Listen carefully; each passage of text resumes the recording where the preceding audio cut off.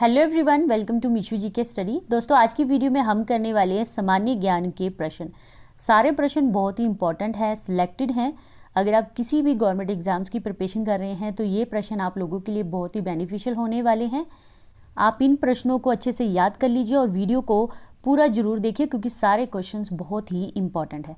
तो चलिए फिर आज की वीडियो स्टार्ट करते हैं। आज के क्वेश्चन करते हैं। पहला प्रश्न है, लंदन में इंडियन होम रूल सोसाइटी की स्थापना किसने की थी? लंदन में इंडियन होम रूल सोसाइटी की स्थापना किसने की थी? इस प्रश्न का सही उत्तर है ए, श्यामजी कृष्ण वर्मा ने। श्यामजी कृष्ण वर्मा ने लंदन में इंडियन होम रूल सोसाइटी की स्थापना की थी। दूसरा प्रश्न है, अष्टाध्यायी पुस्तक के लेखक निम्नलिखित में से कौन है? अष्टाध्यायी पुस्तक के लेखक कौन है? इस प्रश्न का सही उत्तर है सी, पाणिनि। पाणिनि जो है वो अष्टाध्यायी पुस्तक के रचनाकार हैं। तीसरा प्रश्न है, जेलेप ला दर्रा कहाँ अवस्थित है? जेलेप ला दर्रा कहाँ अवस्थित है? इस प्रश्न का सही उत्तर है बी, सिक्किम हिमालय में। चौथा प्रश्न है, भारतीय संविधान का कौन सा भाग हमारी राजनीति के पंथ निरपेक्ष चरित्र के लिए प्रदान करता है? भारतीय संविधान का कौन सा भाग है जो हमारी राजनीति के पंथ निरपेक्ष चरित्र के लिए प्रदान करता है? इस प्रश्न का सही उत्तर है बी, प्रस्तावना। पांचवा प्रश्न है, 61वां संविधान संशोधन अधिनियम किससे संबंधित है? इस प्रश्न का सही उत्तर है सी, मतदान की आयु 21 वर्ष से कम करके 18 वर्ष करने से। जो 61वां संवैधानिक संशोधन अधिनियम है वो किससे संबंधित है? मतदान की आयु 21 वर्ष से कम करके 18 वर्ष कर दी गई है। छठा प्रश्न है, गिनी गुणांक किसके लिए प्रयोग किया जाता है? गिनी गुणांक किसके लिए प्रयोग किया जाता है? इस प्रश्न का सही उत्तर है डी, आय असमानता को मापने के लिए। गिनी गुणांक किसके लिए प्रयोग किया जाता है? आय असमानता को मापने के लिए। सातवां प्रश्न है, बंगाल का विभाजन किसके द्वारा रद्द किया गया था? इस प्रश्न का सही उत्तर है ए, लॉर्ड हार्डिंग द्वितीय के द्वारा। बंगाल का विभाजन किसके द्वारा रद्द किया गया था? लॉर्ड हार्डिंग सेकंड यानी द्वितीय के द्वारा। आठवां प्रश्न है, राष्ट्रीय एकता दिवस पर मेरा युवा भारत यानी माय भारत मंच किसने लॉन्च किया था? इस प्रश्न का सही उत्तर है ए, नरेंद्र मोदी ने। राष्ट्रीय एकता दिवस पर मेरा युवा भारत मंच किसने लॉन्च किया था? नरेंद्र मोदी ने।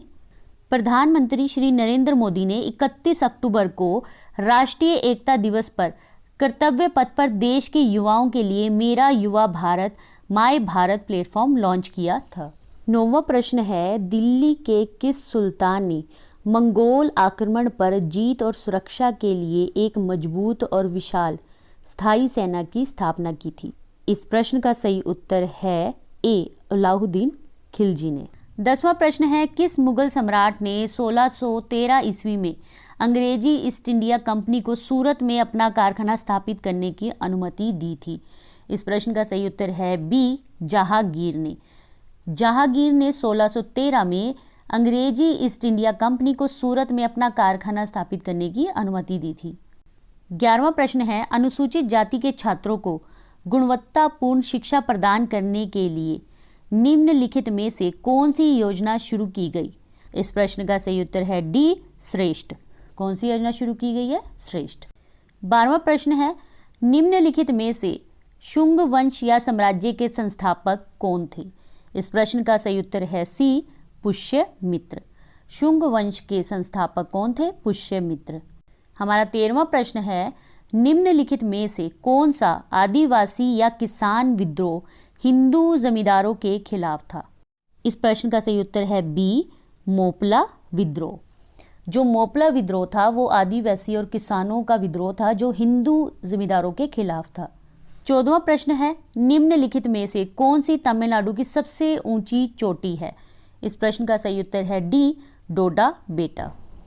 डोडा बेटा नीलगिरी की पहाड़ियों की सबसे ऊंची चोटी है और ये जो नीलगिरी की पहाड़ियाँ ये कहाँ पर स्थित है? तमिलनाडु में। 15वां प्रश्न है, 69वें फिल्म फेयर पुरस्कार 2024 में लाइफ टाइम अचीवमेंट पुरस्कार से किसे सम्मानित किया गया है? इस प्रश्न का सही उत्तर है सी, डेविड धवन को। फिल्म फेयर अवार्ड 2024 का 69वां संस्करण कहाँ पर हुआ था? गुजरात में।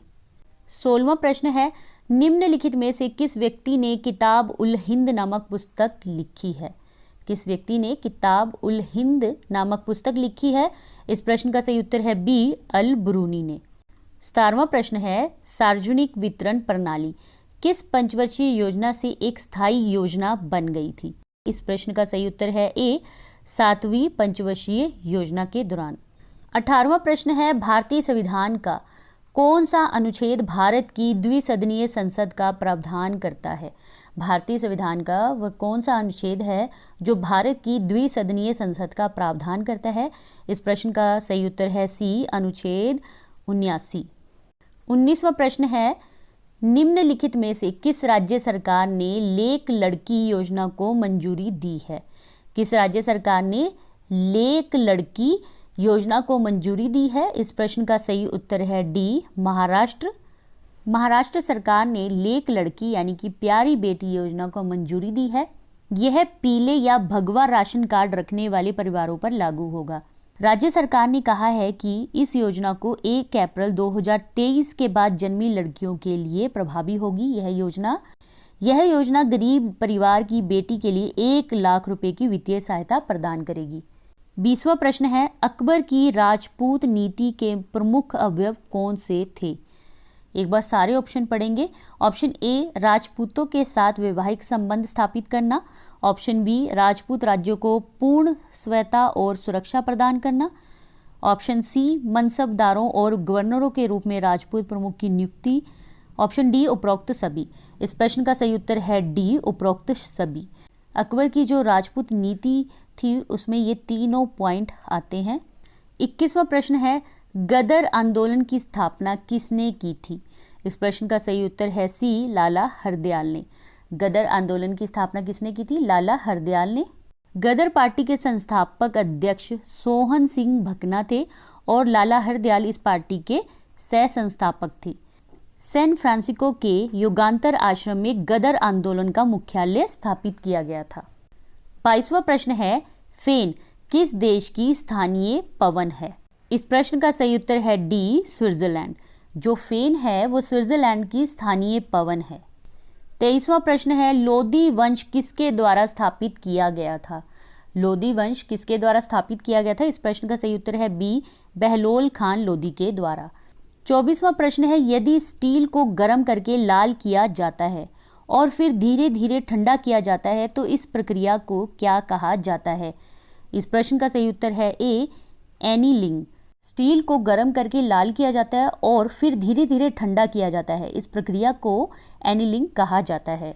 25वां प्रश्न है, तारों के रंग उनके किस पर निर्भर करते हैं? तारों के रंग किस पर निर्भर करते हैं? इस प्रश्न का सही उत्तर है ए, तापमान पर। तारों का रंग किस पर निर्भर करता है? तापमान पर। फ्रेंड्स, ये थे आज के टॉप 25 सामान्य ज्ञान के प्रश्न। आशा करती हूँ कि आप लोगों को प्रश्न अच्छे लगे होंगे। अगर आप लोगों को प्रश्न अच्छे लगे हैं तो प्लीज़ वीडियो को लाइक और शेयर जरूर कीजिए। अगर चैनल पर नए हैं तो चैनल को सब्सक्राइब करना मत भूलिए। मिलेंगे नेक्स्ट वीडियो में और भी बेहतरीन और महत्वपूर्ण प्रश्नों के साथ। ऐसे ही अपनी तैयारी करते रहिए। जय हिंद, जय भारत।